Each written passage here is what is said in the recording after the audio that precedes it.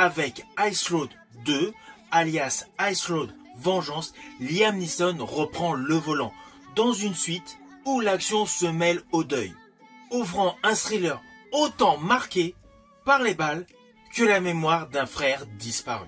Naturellement, il faut que je vous en parle. C'est un film disponible sur Prime Video.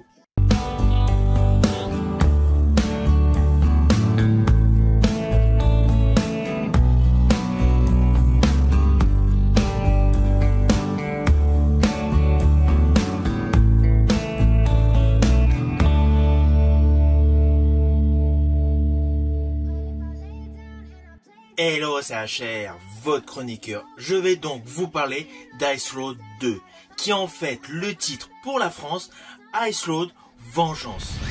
Film porté par Liam Neeson, qui est sorti en 2025, qui fait suite directe au film Ice Road de 2021. Ce film est réalisé et écrit par Jonathan Hensleigh. Et Liam Neeson reprend donc son rôle de Mike McCann. Alors je vous le dis tout de suite, ne vous attendez pas à une copie du premier film.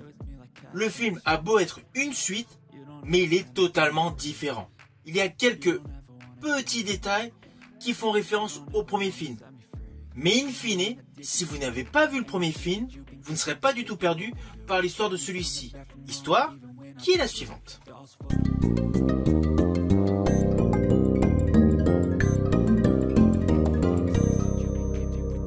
Alors tout d'abord, nous ne sommes pas du tout dans un paysage glacé. Loin de là. Au tout début de ce film, nous sommes dans une région extrêmement boisée aux États-Unis. Et on y retrouve le personnage, interprété par Liam Neeson, qui fait de l'escalade. Assez rapidement, on le voit converser avec une psychologue, car il a des petits problèmes dus à son traumatisme d'avant.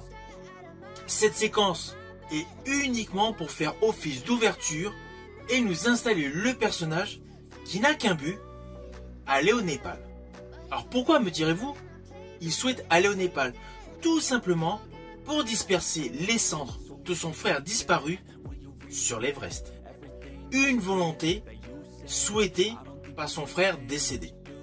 Alors c'est clair qu'en dehors du fait du personnage de son frère, il n'y a pas de référence au premier film.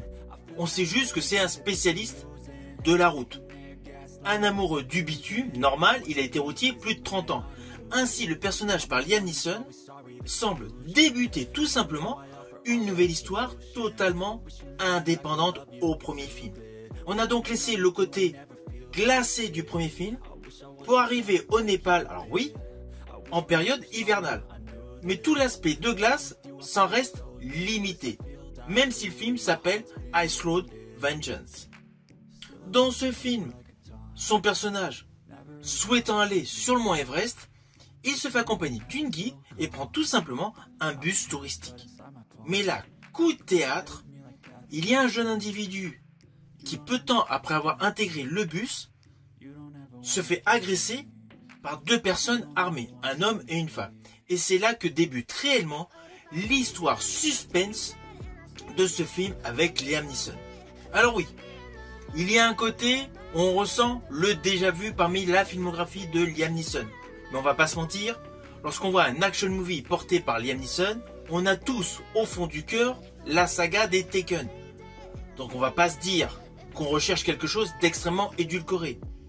Naturellement, on est à la recherche d'un film dans le même style, avec toujours une histoire de vengeance, des scènes d'action bien maîtrisées et de surcroît, une histoire qui tient la route. Et pour ce film Ice Road, naturellement avec de beaux paysages. Donc sur le fond, si vous partez avec cet objectif, il sera atteint. Je vous le dis tout de suite. Si vous partez avec l'objectif que vous recherchez un film extrêmement édulcoré sur le plan scénaristique, vous serez quelque peu déçu. Le film est bon, mais ce n'est pas le meilleur action movie avec Liam Neeson. Beaucoup de détails dans ce film sont totalement prévisibles. Donc l'effet de surprise, il n'y en a pas des masses. Mais cela n'empêche pas que pour tous ceux qui partent avec l'objectif de se détendre avec un action movie porté par Liam Neeson, seront largement convaincus. Même s'il y a quelques petites incohérences ici et là, l'ensemble s'en retrouve bien tourné, bien filmé, la qualité photo est là, et les décors naturels sont somptueux. Donc implicitement, tout le fonds de commerce autour de Liam Neeson est bien fait. Par contre, ne vous attendez pas à un Liam Neeson extrêmement performant en scène d'action. Il a ici et là quelques scènes d'action, mais n'oublions pas que l'acteur Liam Neeson n'est plus de la première jeunesse. Donc c'est tout à fait logique qu'il y a beaucoup moins de combats, de corps à corps. Et quant au gunfight, nous ne sommes pas dans les rues de Chicago. Donc il y en a, mais cela reste léger. Ceci dit, à ses côtés, il y a le personnage de Dani, sa guide pour monter le fameux Everest, qui est totalement indispensable à l'histoire. Elle assure des performances qui justement rajoutent du peps et de l'énergie à ce qu'a pu perdre peu à peu Liam Neeson au fil de sa carrière, ce qui est logique par rapport à son âge. Ainsi, dans les combats, elle est beaucoup plus explosive et apporte de l'authenticité. De ce fait, son rôle assez punchy aux côtés du personnage interprété par Liam Neeson, qui est le routier, qui a 30 ans de carrière derrière lui, qui est un parfait mécano, justement, va même réparer un essieu en pleine montagne, voilà. Ce duo fonctionne bien, il est bien calibré et compense largement le fait que le budget est assez modeste. C'est indéniable, vous allez vous en rendre compte, le budget est plutôt short. Mais le récit est bien filmé et l'histoire est efficace.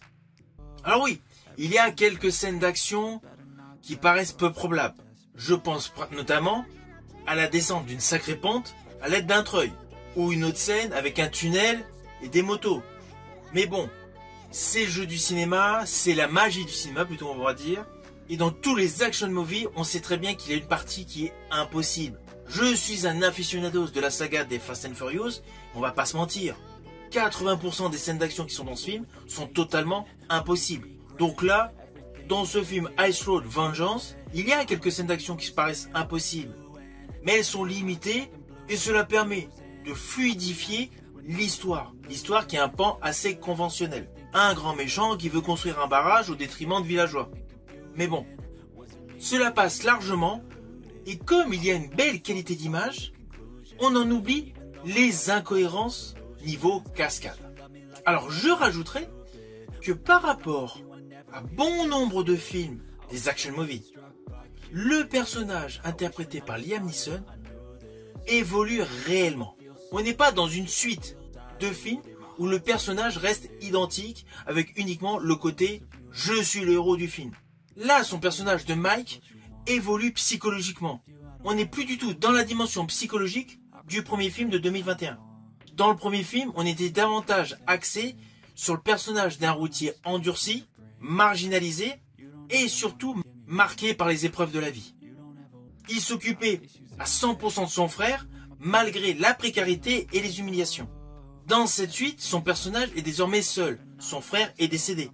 De ce fait, sa quête, sa vie n'est plus axée sur la survie, ni à son métier, mais davantage sur un devoir moral et affectif, porté par une promesse inoubliable, disperser les cendres de son frère. Implicitement, cet état de choses psychologique apporte une dimension mélancolique à son personnage, qui est totalement habité par le deuil et la culpabilité. Et cela jusqu'à la scène finale. Alors, attention, léger spoil, mais c'est plus un détail visuel. Il y a une séquence dans un aéroport où il hésite à prendre une décision. On se rend compte que c'est cet état de choses où la culpabilité est toujours ancrée en lui. De ce fait, il a du mal à se décider. Car au final, il démontre au fur et à mesure de l'évolution de l'histoire du film, outre les péripéties, les scènes d'action, les scènes de, on va dire, de léger gunfight, les scènes de course-poursuite, il démontre une véritable lassitude de la vie. Ce n'est plus le héros d'action movie comme avant. C'est un homme vieillissant qui assure une promesse. Alors oui, le personnage interprété par Liam Neeson a les stigmates de tous les films d'action qu'il a tournés. Il est taciturne, il est rugueux, il est impitoyable et il impose la force quand la justice a totalement disparu. Mais contrairement justement à toutes ces représentations, tous ces personnages dans ces films d'action, là la vengeance n'est pas motivée par une colère ou tout simplement un héritage fraternel. Là c'est un côté d'humanité qui est totalement mis en exergue par rapport à son personnage. Car contrairement au cercle qui l'entoure dans beaucoup de ces films d'action, là c'est surtout pour combattre tout un groupe de corrompus, de capitalistes qui pensent essentiellement au profit par le biais de la construction d'un barrage. On pourrait se dire que le personnage Mike, interprété par Liam Neeson, est une sorte de vieux chevalier. Chevalier fatigué qui est confronté aux rudesses de la vie et surtout à un monde qui ne croit plus aux promesses. Pour les moins jeunes d'entre vous qui regardez cette vidéo, je pense que en regardant ce film, vous allez l'assimiler à une sorte de voyage intérieur. C'est clair, il y a le côté action, il y a le côté vengeance, il y a le côté histoire de ce film qui se dégage. Mais implicitement, le personnage de Liam Neeson évoque pleinement une métaphore par rapport à un parcours intérieur. Une ascension vers la mémoire et surtout la fidélité d'une existence accomplie.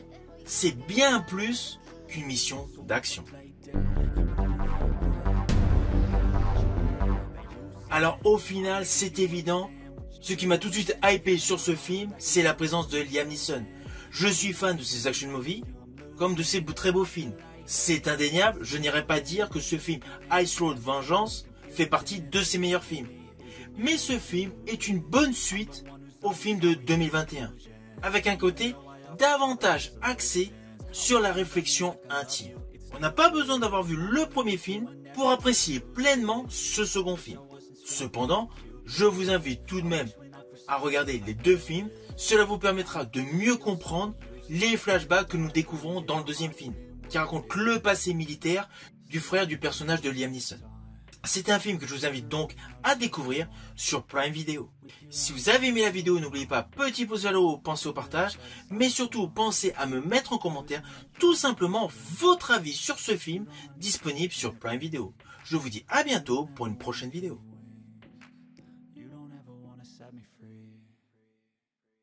But if I lay down and I play dead and I